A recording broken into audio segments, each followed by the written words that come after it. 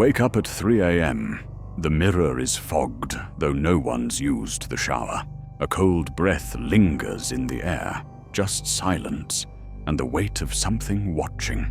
Across the UK, ancient hotels conceal more than dusty history. They harbor whispers, footsteps, and figures that vanish when the lights come on.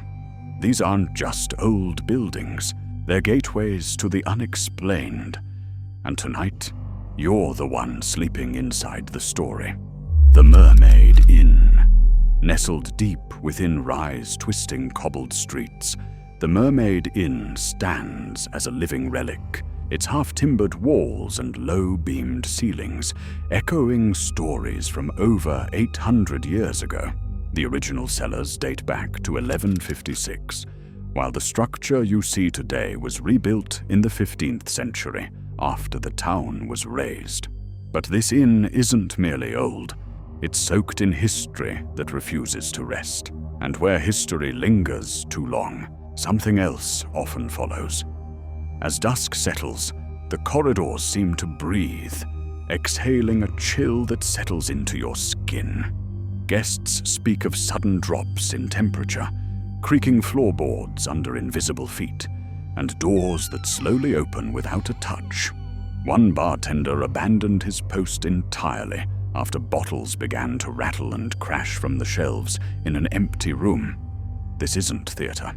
It's something primal, a warning, subtle but undeniable. The inn's roots are tangled with fear and secrecy. During the religious purges of the 16th century, Catholic priests fled persecution by hiding in the inn's secret tunnels and priest holes. Imagine the muffled breath of those trapped in silence below the floor, praying the footsteps above never stopped at their door. That fear didn't vanish. It soaked into the stone. But the darkest chapter came in the 18th century. The Mermaid Inn became the favoured haunt of the Hawkhurst gang, one of England's most feared smuggling syndicates. Their presence wasn't whispered, it thundered. Tunnels beneath the inn connected to nearby buildings, allowing for swift escapes and secret deliveries. They drank, plotted, and occasionally settled scores inside these very walls. The echoes of violence, of greed and betrayal still resonate in the silence after midnight. Each room holds a piece of that legacy, but some are more cursed than others. Room 16, the Elizabethan bedchamber, is infamous. Guests have reported seeing a phantom duel play out before their eyes. Two figures in 16th century garb clashing swords in near silence. One falls. He is dragged, lifeless, through a hidden door and vanishes into a trapdoor beneath the floor. Some say the entire event plays on a loop, fading just before the end. One visitor described it as a memory that refuses to die. Others report lights flickering, the floor shaking with ghostly footsteps, and a heaviness in the air that makes it hard to breathe.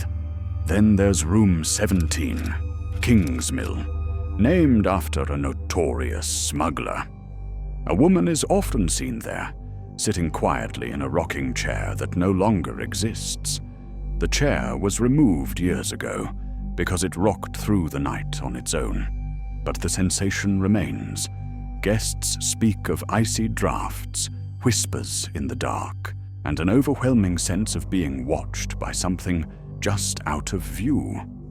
Some wake up convinced someone stood at the foot of their bed, even though the room is empty. Wander the halls at night, and you might meet the lady in white, an apparition said to drift silently from room to room, her expression mournful, her presence unmistakable. She's been seen by guests and staff alike, appearing suddenly near fireplaces, vanishing through walls, always leaving behind a sudden, aching cold. And there's the voice, a soft, sorrowful singing, sometimes heard near the fireplaces, sometimes behind closed doors. They say it belongs to a young maid who discovered too much about the smugglers and was silenced for it. Now, She sings alone in the dark, a lullaby soaked in sorrow. Others have reported a shadowy figure, tall, cloaked, featureless, drifting through the common areas. He walks with purpose, never noticing the living. A guest once followed him down a hallway, only for the figure to dissolve into the wall. These aren't distant legends.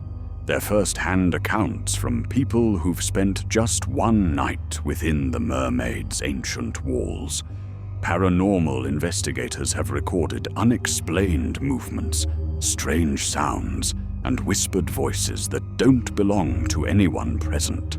One captured a voice, repeating a name no one recognized, one later found in the inn's 17th century guest registry. The very air feels different here. Shadows stretch longer than they should. Fireplaces dim suddenly. Mirrors fog up when no one's bathed. Even the walls feel alive, as if listening, remembering. It's not just what you see, it's what you feel. A constant sense that you're not alone, that your thoughts are being shared with something unseen. And maybe they are. As morning light breaks over Rye's rooftops, guests often emerge pale, shaken, quieter than when they arrived. They step outside with the dazed look of someone who's seen something they can't explain and can't forget. They speak of dreams that felt too real, whispers that seemed to follow them even after they left the building. The Mermaid Inn isn't just haunted, it's aware. It's steeped in a presence that doesn't sleep, doesn't rest, and never really left. So if you check in and hear footsteps in the hallway, footsteps that stop outside your door, don't ask who it is, because the answer might be centuries old. Jamaica Inn.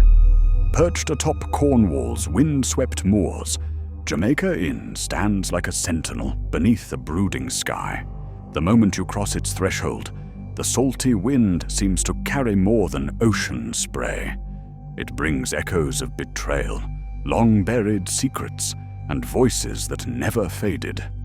Built in 1750, this inn once welcomed weary travelers, but by the late 1700s, it was no longer a sanctuary.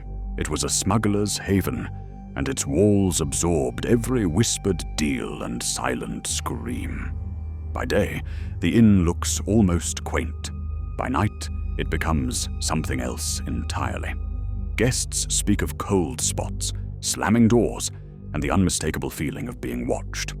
But it's room 3 that holds the most disturbing legend, home to the crying woman.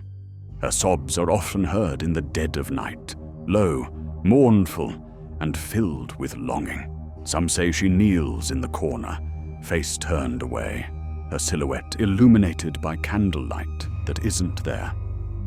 The story goes that she was the wife of a smuggler who never returned. Betrayed by his own, his body left to rot on the moors. When she found him, she held him until sunrise, and then vanished. Now, her sorrow clings to the room like mist, her grief on an endless loop. Attempts to bless or cleanse the room have only stirred her deeper. One priest fled in terror, claiming something breathed beside him in the dark, something crying, unseen. But room 3 isn't alone. Beneath the inn lies a hatch to an old cellar, rarely opened, and never without unease. Some say bones were found there once. Others speak of moans echoing from below, especially when the wind outside falls still. Those who've dared descend describe air so thick it feels like drowning. One guest claimed to smell hot wax and see it dripping onto a table, though no candles had burned. Even above ground, the inn refuses peace. Room 7 bears its own tale. One traveler woke to the cold grip of unseen hands on their ankles. The bed began to shake, slowly at first, then violently. They fled before sunrise, leaving their belongings behind. Then there are the moors. Fog often swallows the landscape whole, but sometimes it carries lights, floating, torch-like glows drifting toward the inn. Some call it a phantom funeral procession. Others say it's the smugglers returning, trapped in their routine, never able to finish what they started. When approached, the lights vanish, leaving behind only boot prints in wet soil. Jamaica Inn's tavern still operates, but after dark, the energy shifts, conversations slow, as if the room itself is listening. Chairs move subtly on their own. The temperature drops without warning. Some staff whisper about the Tricorn Man, a shadowy figure in 18th century garb seen wandering the halls. He never enters a room, he only watches. And then there are the voices in the wind, in the attic, in the stairwells, even in the walls. Whispers. Some laugh, others cry. Some just murmur incoherent fragments of conversations from centuries past. One former owner reportedly lost his mind after claiming the walls spoke to him. He was taken away. The voices stayed. Folklore in the region tells of guests who mocked the stories, only to find themselves locked inside the dining room, alone after hours. The air would shift, heavy with static, as footsteps approached from nowhere. Some say they felt a hand brush their back, only to turn and find no one there. Cameras set up by ghost hunters have captured flickering orbs, door handles turning unaided, and distorted audio of names being whispered in rooms left empty. One recording, taken from outside room 3, features a voice repeating a single phrase, "Don't let him in." Even daylight offers little comfort. Guests speak of feeling followed on the road away from the inn. Some hear footsteps in the gravel behind them. Others dream of sobbing that doesn't stop when they wake. Jamaica Inn isn't just haunted. It's steeped in something older and deeper. A place where guilt, greed, and grief have formed something alive. You don't just visit the inn. You become part of it. It remembers you. It watches you. So if you find yourself at the edge of Bodmin Moor and the fog begins to roll in, listen, not to the wind, but to what rides beneath it. A name, a cry, the sound of boots in the mud. And if you check in for the night, be ready, because not every guest leaves alone. Tulloch Castle. Perched on a gentle slope above Dingwall in the Scottish Highlands, Tulloch Castle looms like a brooding sentinel. Its origins trace back to the 12th century, with centuries of clan feuds, war, and whispered secrets absorbed into its ancient stone. Today it welcomes travelers as a hotel, but the air inside still feels too thick, the shadows too attentive. This is a place that remembers. At the heart of Tulloch's ghostly reputation stands Elizabeth Davidson, better known as the Green Lady. She was said to be the daughter of the Davidson clan, who once ruled this land. One tragic night, she allegedly walked in on her father, with a servant in her private chamber. Horrified, she fled down the grand staircase and fell to her death. Now, her spirit is said to wander the castle in a long, pale green dress, pausing often at the top of those same stairs. Her portrait hangs solemnly in the great hall, and those who pass it often feel uneasy, like her eyes follow them as they move. Some say she appears most often on quiet nights, when candlelight dances against the walls and the halls fall silent. One guest captured a photo on the stairs, showing a pale hand gripping the banister, with no one else visible. Room 8 carries its own weight of stories. Guests have reported icy drafts, unseen hands brushing their backs, and a figure staring from the window at nothing. One visitor claimed to hear a woman's voice, whispering the same word again and again. Why? Another encountered a tall man in ancient tartan by the fireplace, who glared and muttered, "You'll no be sitting there long," before disappearing into the dark. In one of the upper chambers, a maid dressed in Victorian attire has been seen pacing, wringing her hands and murmuring incomprehensible words. Some believe she was a servant who met a violent end, her final duties still unfinished. And across several rooms, guests report the same terrifying sensation, being pinned to the bed by an unseen force, pressure building on their chest until they can barely breathe. Floating orbs of light drift through the corridors, vanishing when approached. Doors swing open without explanation. Cold spots strike like blasts of Arctic wind in sealed rooms. And always, the Green Lady lingers, watching, waiting. Tulloch's underbelly holds darker secrets. The castle's basement was once a network of tunnels used for clan affairs and wartime escapes. Much of it is now sealed, but parts of the dungeon remain. It's there that some guests report hearing the faint clink of chains or catching glimpses of pale figures in the gloom. Visitors using paranormal equipment often record energy spikes or hear voices whispering names they've never spoken aloud. During World War II, Tulloch served as a hospital for wounded soldiers. Some of those who died here seem to have stayed. People report groans echoing in the halls at night, and more than one guest has seen the fleeting shadow of a uniformed man disappearing through a wall. Then came the years it served as a dormitory. Students told stories of things moving on their own, lights turning on and off, and footsteps outside their doors long after curfew. One former resident swears she woke to see a woman in green sitting at the edge of her bed, only for her to vanish when the lights were turned on. In recent decades, renovations have stirred something awake. One newlywed couple, staying in the bride's room, woke at midnight to the smell of earth and moss, as though the castle cemetery had crept inside.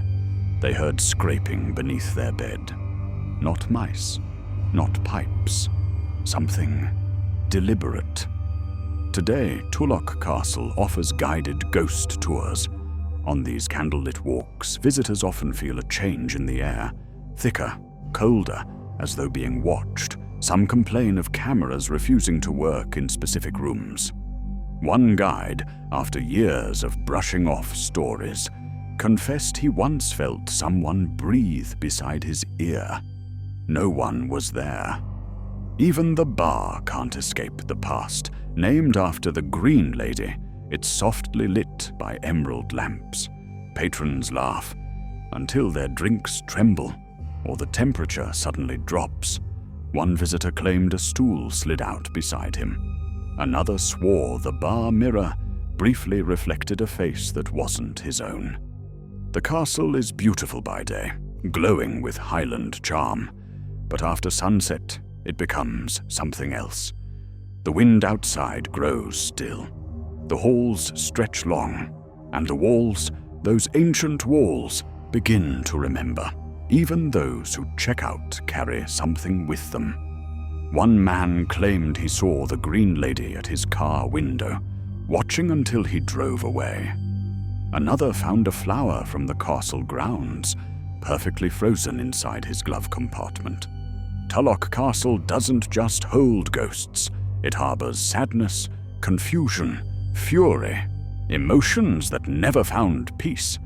The spirits here don't simply drift. They demand attention. They want to be heard. And the Green Lady? She is always there, on the stairs, in the dark, behind you. So if you walk its halls and feel a sudden chill, or hear your name whispered in an empty corridor, don't run. It's already too late. The Salutation Hotel.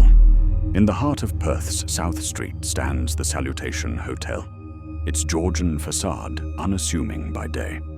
But by night it becomes something else, a threshold between centuries. Built in 1699, it's one of Scotland's oldest operating hotels. Its walls once echoed with the hooves of travellers, but they also carried whispers of rebellion, secrets, and spirits that have never truly departed. History says Bonnie Prince Charlie stayed here in 1745. Room 20, where he supposedly rested, remains intact. Fireplace, stone, and woodwork untouched by time. But the atmosphere in that room is what draws attention. Guests report the sudden chill, the stillness that settles like fog. Some have seen a figure in tartan, standing at the foot of the bed, watching with unreadable eyes before vanishing into thin air. That room carries weight. The air feels thicker. Some guests say they've heard whispers, low, almost private, as if conversations from another century drift through the cracks. One voice is frequently described, deep, accented, whispering a single phrase, "Leave now." But Charlie's echo isn't the only one. There's also the maid. She is sensed, not seen, through the faint aroma of lavender and the sound of footsteps that seem too soft to belong to any living guest. When she does appear, it's fleeting, just a white apron brushing past a doorway, vanishing before a second glance. Guests in nearby rooms have heard strange things, the clatter of a tray on stone, doors slamming with force, again and again and again through the night. When checked, there's no one in the hallway, just cold air and silence. One woman described waking in the middle of the night to the sensation of someone leaning over her.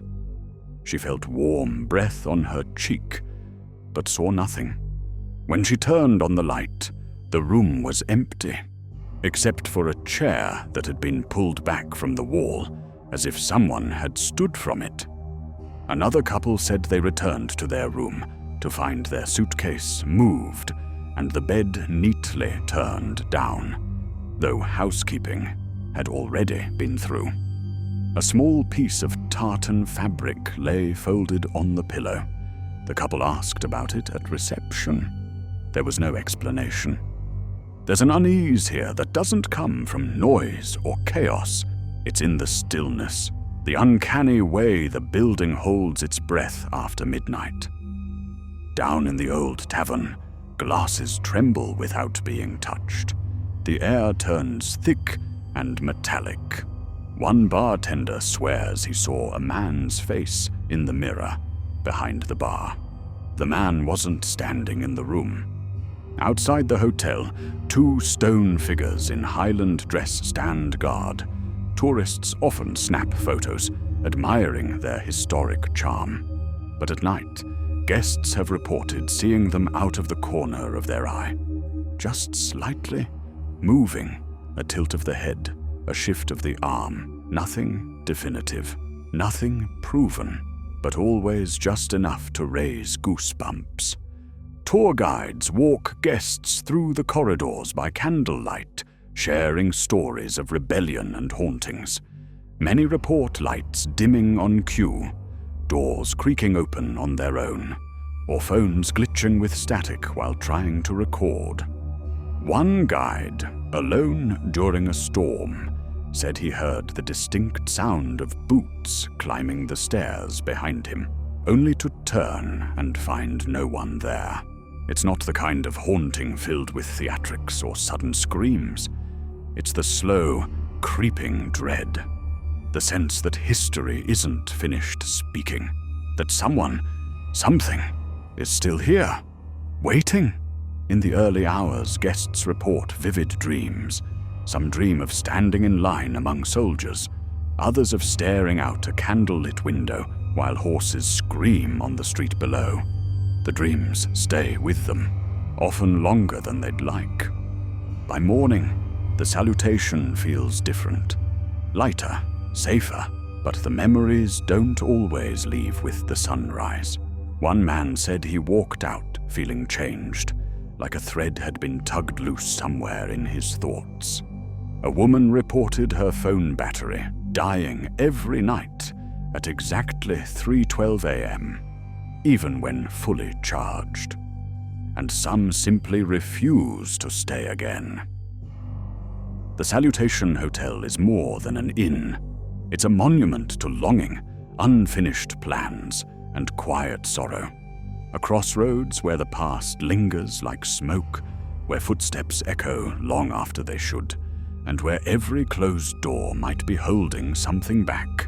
So if you find yourself in room 20, and the fire flickers without a breeze, and you hear the rustle of tartan fabric in a still room, don't speak, he may be listening. Kimpton Clocktower Hotel. Rising over Manchester's Oxford Street, the Kimpton Clocktower Hotel is an imposing mix of red brick grandeur and ornate architectural flourish. By day, its stately clock tower and gleaming lobby speak of luxury and heritage. But when darkness falls, this historic building shifts. Its corridors become corridors of memory, and whispers linger where opulence once ruled. Beneath the glow of chandeliers, the past awakens. Originally built for the Refuge Assurance Company between 1891 and 1912, the building later became a lavish hotel. Yet underneath its elegant facades lie stories forged in sorrow and desperation. One of the most disturbing legends centers on a staircase that, years ago, was strictly off-limits to women. This grand marble and bronze stairwell now carries a tragic sorrow. A grieving war widow, her heart broken by loss, is said to have ended her life there, throwing herself down, seeking escape in a place that now remembers. Guests speaking in hushed tones describe a cold draft that rolls down the stairs at odd hours, brushing past them even when doors are shut.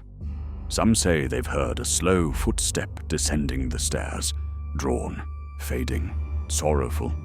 Others sense a presence so close they can feel the weight of grief in the air, like a breath against their skin.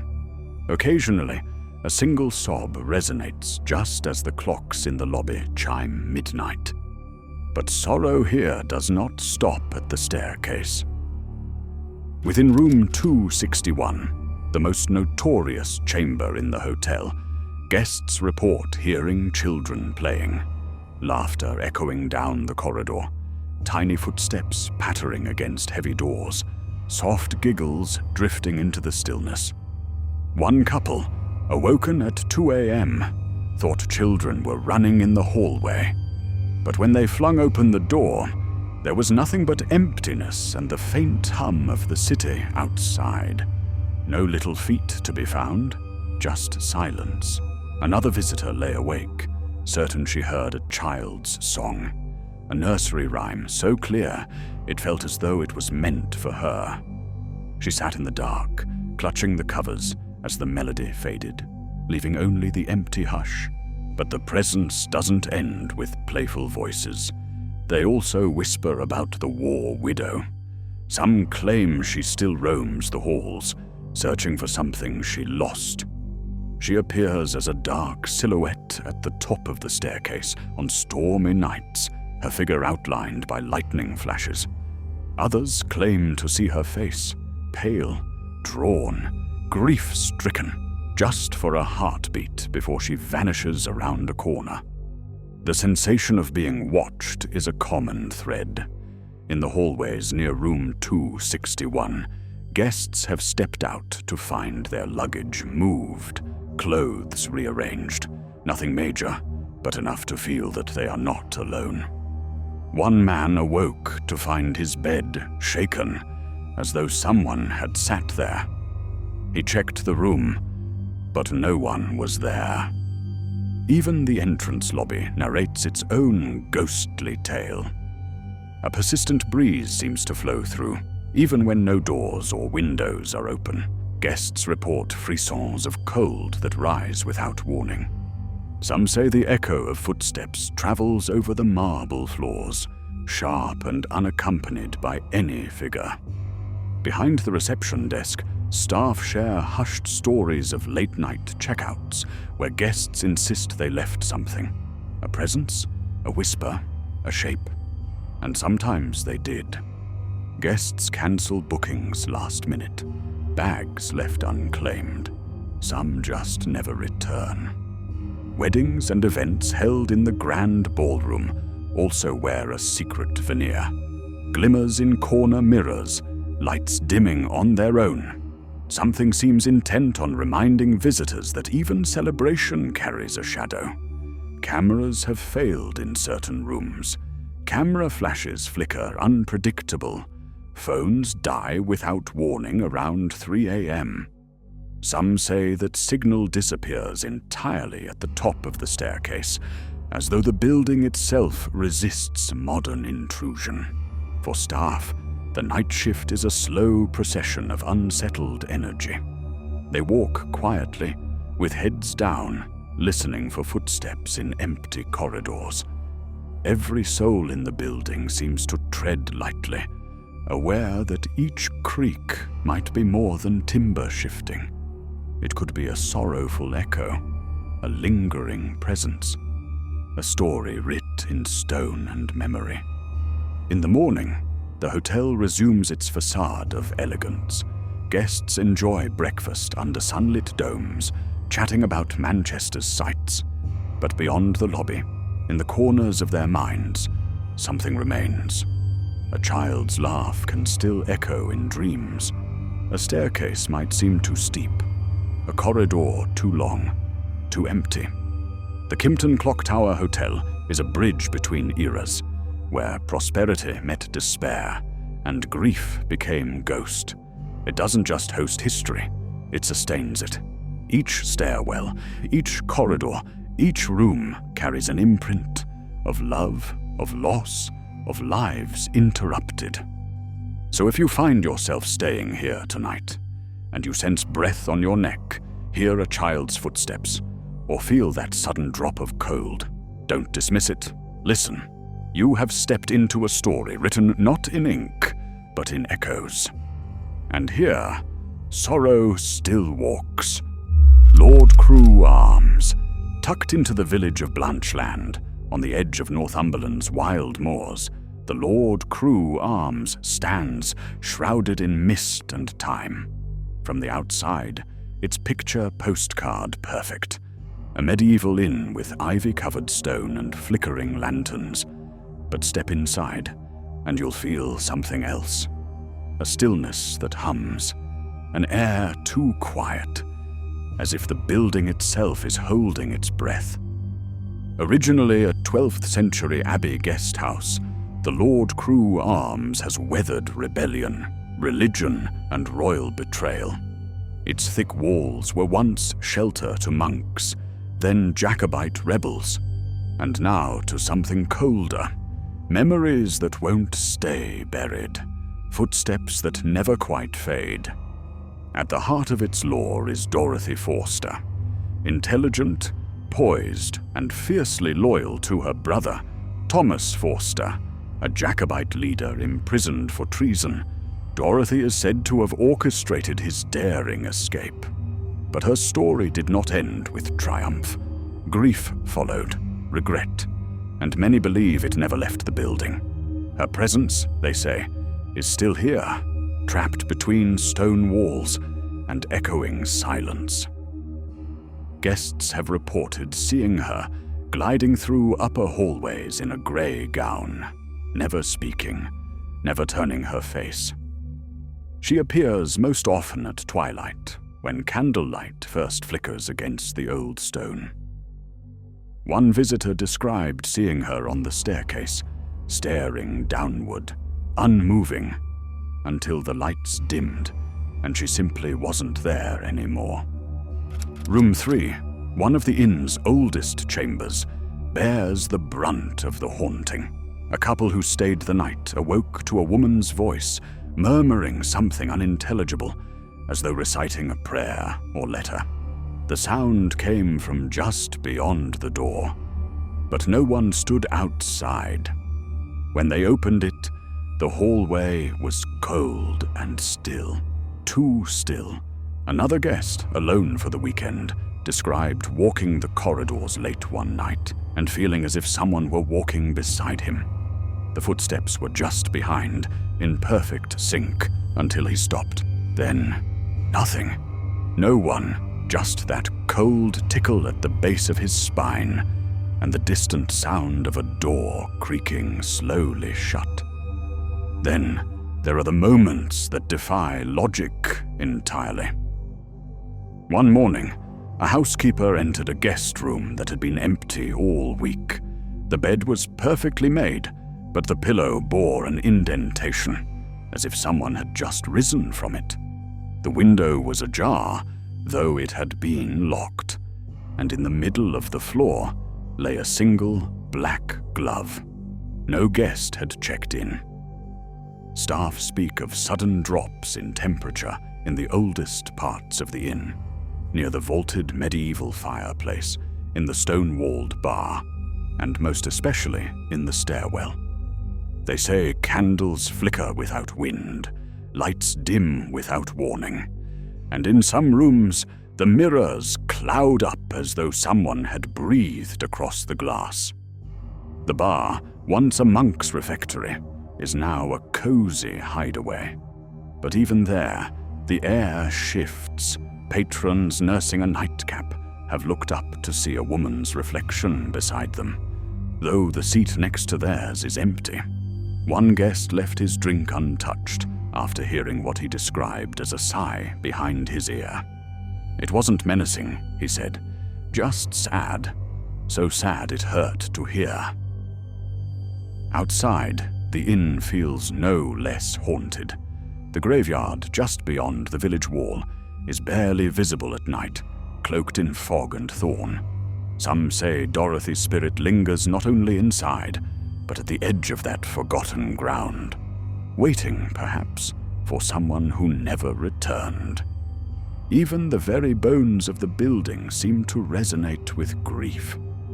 Walk through the corridor near the old dining hall, and you may feel it, the faintest pull toward the past. You may see a shadow that doesn't match your step. You may hear the floorboards creak.